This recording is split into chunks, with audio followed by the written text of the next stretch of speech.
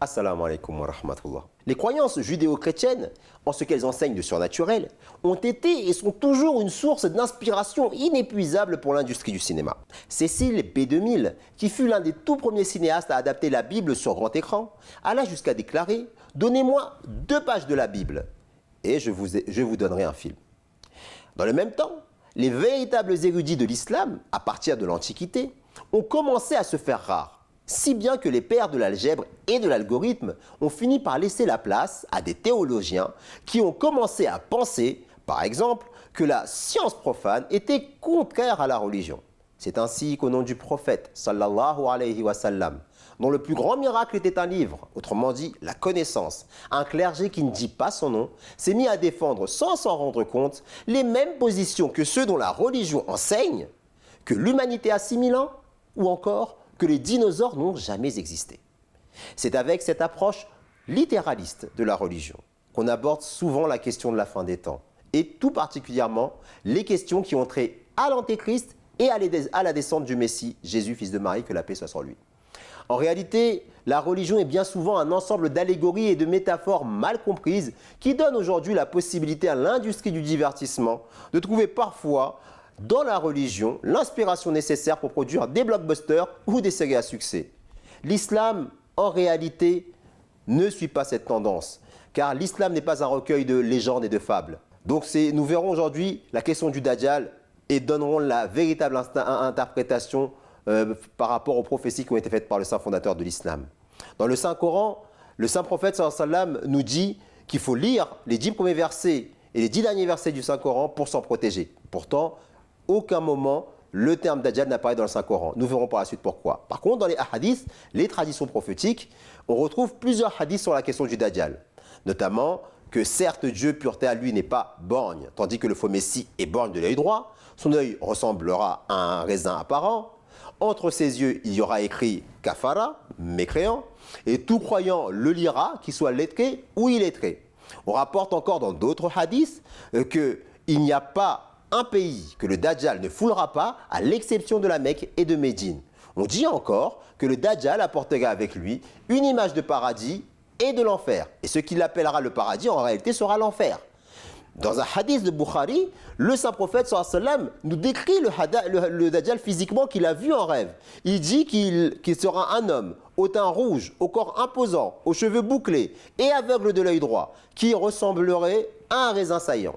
Son œil droit. Donc à partir de ces prophéties, certains décrivent le Dajjal comme une espèce de monstre qui est attaché quelque part sur la terre et qu'il apparaîtrait enfin libre à la fin des temps pour semer le chaos sur la terre en présentant l'enfer comme le paradis et le paradis comme l'enfer. Il démontrera des miracles comme le fait de ressusciter les morts ou bien découvrira les trésors de la terre et du ciel ainsi que la possibilité de faire pleuvoir comme bon lui semblera. Ce qui est étrange, c'est que lorsqu'on regroupe toutes les prophéties concernant ce sujet, on a tout et son contraire, si on s'en tient à une compréhension strictement littérale. Comme on l'a vu dans certains hadiths cités plus haut, il est parfois décrit comme un homme, parfois comme un monstre. Alors, est-ce que c'est un homme ou est-ce que c'est un monstre? Est-ce qu'on va devoir accepter certains hadiths et en rejeter d'autres? Cela me semble en réalité assez difficile, car tous les hadiths que je viens de citer sont contenus, je le rappelle, dans les recueils les plus authentiques, dont ceux de Muslim et Bukhari. Vous l'aurez compris, une approche littérale non seulement nous fait courir le risque de rejeter des paroles prophétiques, mais, encore une fois, dresse un portrait grotesque de la religion. Question, qui est donc le Dajjal? Tout d'abord, il faut se rappeler qu'on parle de prophétie, donc d'enseignement, qu'a reçu le saint fondateur de l'islam, que la paix et les bénédictions de Dieu soient sur lui, de la part d'Allah, sous la forme de rêves, visions ou révélations, c'est-à-dire susceptibles d'interprétation. En gardant cela à l'esprit, il devient donc maintenant facile de réconcilier d'apparentes contradictions. D'autant que parfois, l'envoyé d'Allah, que la paix et les bénédictions d'Allah soient sur lui, dit clairement qu'il s'agit de descriptions qu'il a vues en rêve, comme celui où il vit le Messie, que la paix soit sur lui, poursuivre le Dajjal autour de la Kaaba. Alors que dans d'autres traditions, le Dajjal ne foulera jamais la Kaaba. Le Dajjal en réalité est le nom d'un grand parti qui, par la force de son nombre, se répandra sur toute la terre. Et selon certaines autorités, c'est le nom d'un parti qui continue de se déplacer d'une partie du monde à l'autre. Et cette définition du lexique Taj rappelle cette parole prophétique qui dit que pas un coin de la terre, hormis la Mecque et Médine, ne sera foulé par le Dajjal. Mais pourquoi le saint prophète sallallahu alayhi wa sallam parle donc d'un homme dans certains hadiths? Effectivement, Hazrat Omar radiyallahu ta'ala anhu a demandé au messager d'Allah sallallahu alayhi wa sallam: permettez-moi de lui frapper la tête avec mon épée. Le messager d'Allah, que la paix soit sur lui, a répondu: s'il n'est pas le Dajjal, c'est mal de le tuer. S'il l'est, ce n'est pas à vous, mais au Messie de le tuer. Et c'est rapporté dans le recueil Mishkat sous la rubrique Ibn Sayyad. L'incident, en fait, prouve que les signes du Dajjal, mentionnés dans les prophéties antérieures, sont symboliques et ne peuvent résister à l'interprétation. Quand Omar radiyallahu ta'ala anhu a déclaré Ibn Sayyad comme le Dajjal, le saint prophète sallallahu alayhi wa sallam ne l'a pas contredit. Il aurait pu citer les signes qu'il avait lui-même racontés sur le Dajjal, que sur son front aurait été écrit Kafara, qu'il n'aurait qu'un œil, qui n'arriverait pas à Médine, etc. En réalité, quand les prophéties nous décrivent physiquement les traits de telle ou telle personne, ils ne font qu'identifier le type de population qui composera le Dajjal. Ainsi, dans le Musnad Ahmad ibn Hanbal, il est décrit comme bien bâti, blanc et luisant, dont un œil est brillant comme une étoile étincelante. Enfin, c'est le Saint-Coran qui vient apporter l'argument décisif pour découvrir l'identité du Dajjal, en nous dévoilant sa religion.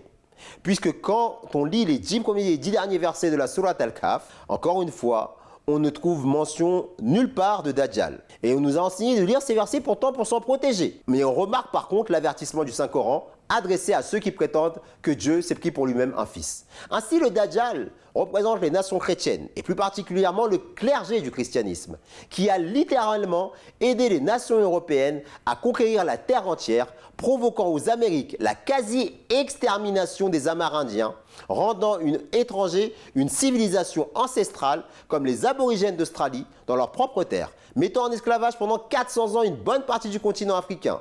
C'est ainsi que pendant les heures les plus sombres du commerce triangulaire, les papes qui se succédèrent étaient la caution morale et spirituelle de cette abomination dont les séquelles se font encore sentir de nos jours aux États-Unis d'Amérique notamment. Voilà l'interprétation de l'œil droit, borgne de l'Antéchrist, qui sema la mort au nom du Christ qui était venu pourtant, lui, en tant que véritable messager du Tout-Puissant sur la terre pour enseigner la compassion. L'œil gauche étincelant du Dajjal décrit le succès que le Dajjal aura en ce qui concerne la richesse et les autres mouvements technologiques et matérialistes. Ils ont avancé d'une manière, les nations européennes, qui n'a été atteinte par aucun peuple depuis la création de l'homme. Par exemple, les scientifiques ont mis au point des technologies qui les aident à trouver les trésors du monde et à avoir les armes qui peuvent détruire le monde entier. Ils ont commencé à modifier la création d'Allah avec des choses comme le génie génétique et d'autres formes de chirurgie. Tout cela tombe sous l'œil gauche du Dajjal. À ce stade, on comprend mieux le hadith de Tamim ad-Dari que je n'ai pas cité, mais qui fait mention d'un monstre qui est enchaîné dans une île située à 1 mois de voyage de la Syrie en bateau, ce qui correspond en réalité à la distance qui sépare le Moyen-Orient de l'Angleterre, qui fut historiquement la plus grande puissance coloniale que le monde n'ait jamais portée, un empire sous lequel le soleil ne se couche jamais. Il faut ici comprendre que le Dajjal ne désigne pas les chrétiens pris individuellement, comme s'ils étaient des petits diablotins voués aux flammes éternelles de l'enfer.